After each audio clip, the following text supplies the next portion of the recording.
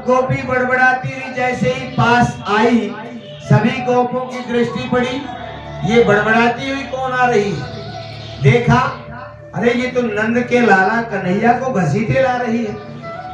अब कन्हैया ने ऐसा मुख बना रखा। अब कन्हैया की दृष्टि पड़ी उस गोप के ऊपर जो उसका जेठ है गोपी का। उसने देखा क्या बात है, इशारा किया, बात क्या है?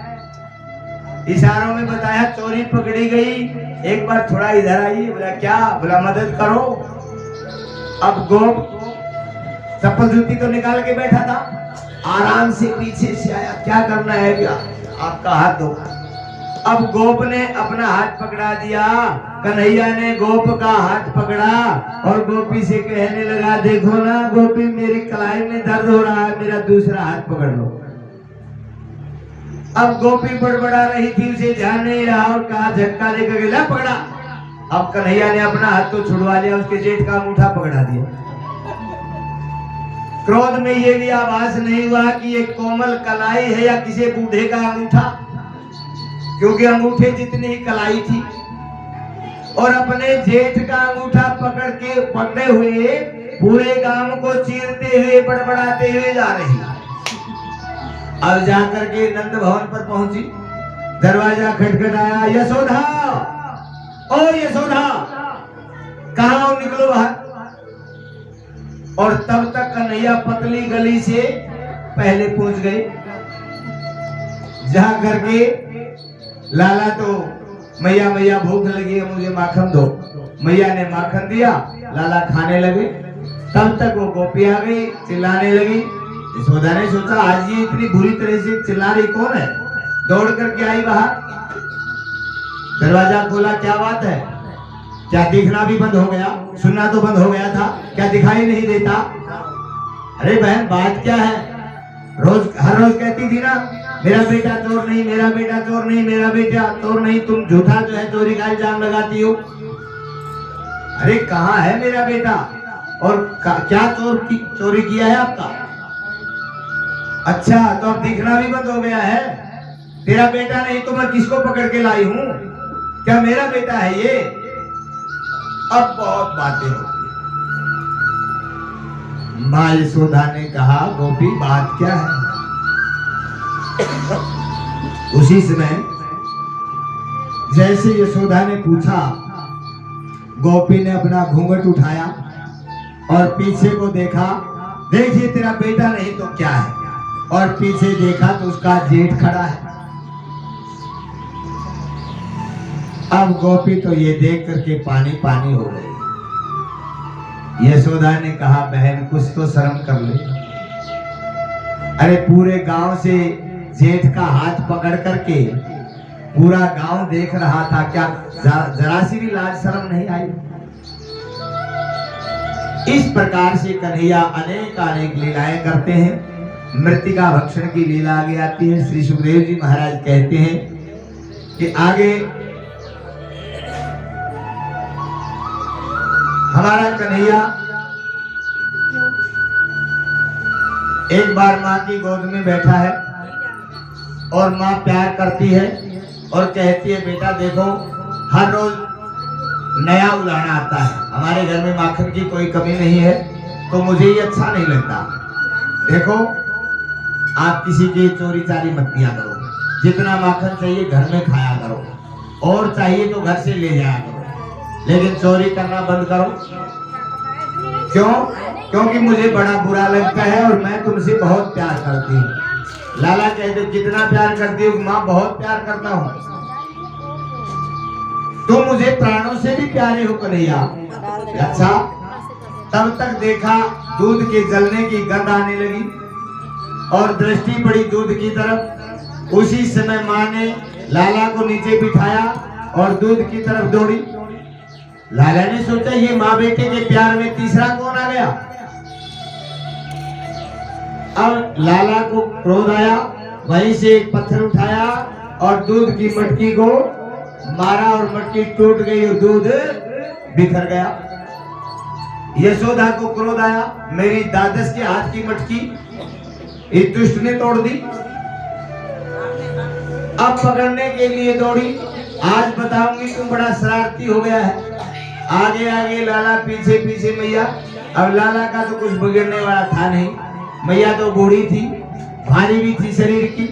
थोड़ी देर में ही हांफने लगी, कांपने लगी, श्वास भर गया, शरीर के वस्त्र बिखरने लगे, बाल बिखरने लगे, व्यवस्था सारी बिगड़ गई, पसीने से लथपथ हो गई। कन्हैया ने सोचा अगर थोड़ी देर लीला चलती रही तो माँ गिर जाएगी, और बेटे के होते माँ गिर जाए तो फिर तो जीने का कोई अधिकार नहीं। लाला ने अपने आप को रोका, माँ ने लपक करके पकड़ा, पकड़ करके वहीं पर बैठ गई। कुछ देर तक तो सांस व्यवस्था बनाई अपनी, और फिर उठी। आज बताऊंगी, आज बताऊंगी, आज बताऊंगी तो बड़ा शरारती हो गया है।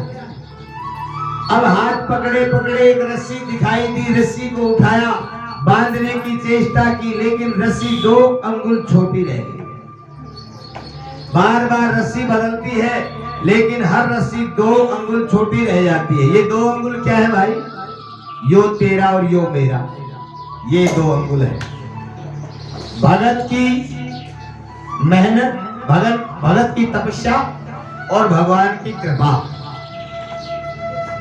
यही श्रद्धा और यही विश्वास, यही 2 अंगुल की कमी है भाई। जिस दिन इनका समर्पण हो जाएगा, भगवान को बंधते, भगवान को मिलते देर नहीं लगेगी। अब बहुत विस्तार की लीला, कन्हैया बंधन में नहीं आते। सुखदेव जी कहते हैं राजन, सारे संसार को बांधने वाले परम पिता को आज मैया बांधने चली है। लेकिन जैसे ही मैया ने एक रस्सी और देखी, वो रस्सी कौन सी थी?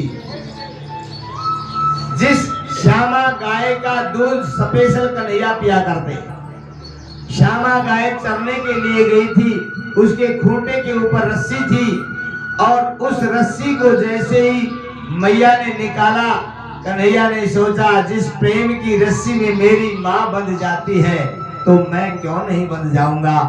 उस प्रेम की रस्सी में कन्हैया बंध गए, और मैया ने कन्हैया को उधर से बांध करके एक औखल से बांध दिया। मैया तो गृह कार्य में लग गई कि थोड़ा काम बाकी है, ये काम कर लो, उसके बाद जो है इसको समझाऊंगी। अब मैया गृह कार्य में लगी, बाहर बच्चे खेल रहे हैं, किलकारी मार रहे हैं, कन्हैया बंधे पड़े हैं। अब बाहर बच्चों की किलकारी सुनी तो कन्हैया अपने आप को रोक नहीं पाए, धीरे धीरे उखल को खींचना शुरू किया और बाहर निकला। द्वार के ऊपर 2 वृक्ष है भाई, अर्जुन के 2 वृक्ष हैं। अर्जुन की छाल जो हृदय रोग में काम करती है, अर्जुनारिष्ट जो हृदय रोग में काम करता है। अर्जुन का एक वृक्ष होता है, तो जुड़वा अर्जुन के वृक्ष खड़े हैं नंद बाबा के भवन के सामने, जिसको यमुला अर्जुन बोलते हैं। यमल माने है जुड़वा, अर्जुन वृक्ष का नाम है। अब कन्हैया जैसे ही दोनों वृक्षों के बीच से कन्हैया तो निकल गए, अब वो मुसल फंस गया, ऊखल फंस गया। तो कन्हैया ने दोनों वृक्षों से हाथ को स्पर्श किया, थोड़ा जोर लगाया, दोनों वृक्ष धड़ाम से नीचे गिरे, और दोनों वृक्षों से 2 जो है देवदूत प्रकट हो गए। चतुर्भुज रूप में, देव स्वरूप में 2 दिव्य पुरुष प्रकट हुए। कन्हैया की स्तुति प्रार्थना की और परिक्रमा करके, प्रणाम करके अंतरिक्ष में विलीन हो गए, परम धाम को चले गए। ये दृश्य वहां खेलते हुए बच्चों ने देखा। वृक्षों की आवाज हुई धड़ाम से, इधर उधर से गोप गोपियां दौड़ दौड़ करके आई। यशोदा ने भी देखा, अरे कन्हैया अब तो इतना यहाँ बांधा था, कहाँ गया? दौड़ करके बाहर आई। तब तक बाहर से भी अनेक गोप नंद बाबा के साथ आए और देखा इतने पुराने वृक्ष आज पड़े गिरे कैसे। तब तक यशोदा आई। यशोदा ने कन्हैया को कहीं देखा नहीं, चिल्लाई मेरा लाला कहाँ है, मेरा लाला। अब लाला कहीं दिखाई नहीं दिया। दोनों तरफ वृक्ष है, सामने वृक्ष के पत्ते हैं, पीछे ऊखल है, लाला बीच में है, चारों तरफ देख रहे, लाला दिखाई नहीं दे रहे। अब जैसे ही ऊखल के पास नंद बाबा आए, वृक्षों की जड़ की तरफ कन्हैया बंधे दिखाई दिए। नंद बाबा को बड़ा क्रोध आया, लाला को उठाया, देखा लाला बंधे पड़े। किसने ये दुष्कर्म किया है मेरे लाला को बांधने का? पास में खड़ी यशोदा रोने लगी, अश्रु प्रवाहित करने लगी, क्षमा मांगने लगी। ये जघन्य अपराध स्वामी मैंने किया है, तुझे शर्म नहीं आई? इतने कोमल बच्चे को इतनी बड़ी सजा क्या कर दिया था? अरे मटकी तो बनी थी टूटने के लिए, जिसका निर्माण होता है तो नष्ट एक दिन जरूर होता है। जो जन्म लेता है मरना तो पड़ता है, जिसका निर्माण जो बनता है वो नष्ट जरूर होता है।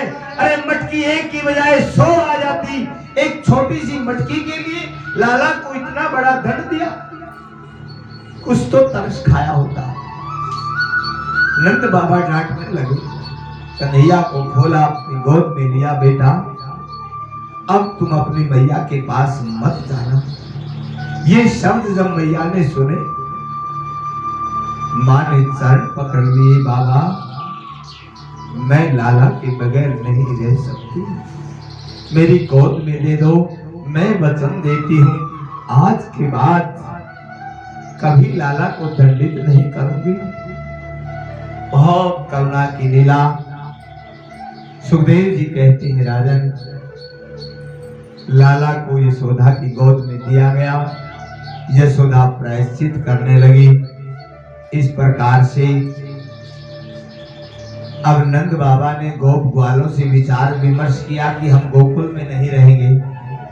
हर रोज नया उत्पात, हर रोज नया राक्षस आता है, इसलिए ऐसे स्थान का त्याग कर देना चाहिए। सभी गोपों ने मिलकर के एक विचार से अपने अपने घर का सामान इकट्ठा किया, छकड़ों में डाला, गोकुल का त्याग किया और गिरिराज की शरण में श्री वृंदावन धाम में आकर के सभी गोकुलवासी रहने लगे। बोली वृंदावन बिहारी लाल की। आइए, कथा तो बहुत लंबी है, आज वृंदावन में कन्हैया आए हैं, थोड़ा उत्सव मनाओ, उसके बाद कथा को यथास्थान विराम देंगे, क्योंकि समय किसी की इंतजार नहीं करता। बोली वृंदावन बिहारी लाल की।